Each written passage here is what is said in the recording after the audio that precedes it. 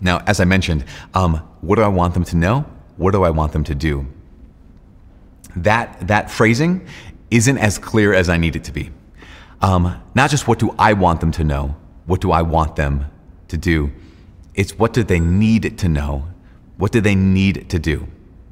Because all of us have had that moment where we open the Bible, we've read the lectionary, we've looked through the readings, and we're like, oh, that's neat. I mean, that's important. I'll preach on that, and that's not bad. That's a good like first run through.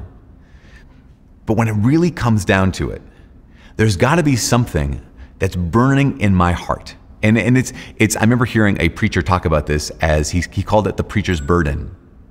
In fact, there was a book that was written on preaching that highlighted this element of here I am and I'm walking up to the pulpit, or here I am going into Saturday night mass, or here I am going into Sunday night or Sunday morning mass. If there's not this fire inside of me, what this preacher referred to as the burden, then what I'm going to be saying is merely optional. In some ways, it's merely optional. And so if I see this as like, what do I want them to know? What do I want them to do? That's one thing. But if it's, no, this is not just interesting. This is not just helpful. This is essential and this is necessary. Then everything changes. The way you and I approach the people of God, it completely changes. The way you and I actually communicate this truth of God completely changes, because this is no longer, oh, here's a fun thing to think about. You know, we should love our neighbor. But no, this is an essential truth that you and I need to know. This is a necessary thing, part of our lives, that you and I need to have as part of our lives. It's not until I actually get to this place of discovering the burden that preaching, I think, in some ways comes alive. So the question would be, how do I discover that? How do I get down to the place of, okay, this is no longer just interesting, this is no longer just helpful, but the place of being essential and necessary is, it's part of the process. And part of this process is going to be, I've spent time with the Word, and I've spent time with the people. So I've spent time with the Word. What's that mean? Obviously, it means I've spent time with the Word. It means that I have been trying to live this out in my own life. Now that's going to be on, I always say this, that's on your time, obviously.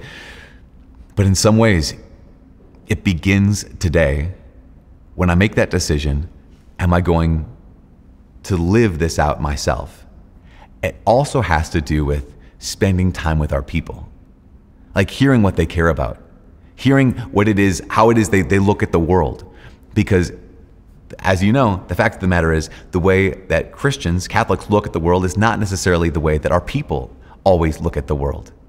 So if I'm looking at what are their questions, what are their concerns, what did they love, how do they actually live, what are the burdens that they carry, then all of a sudden it's like, wait a second, now this truth of the gospel, the truth of the faith that I know and love, now meets up with their needs.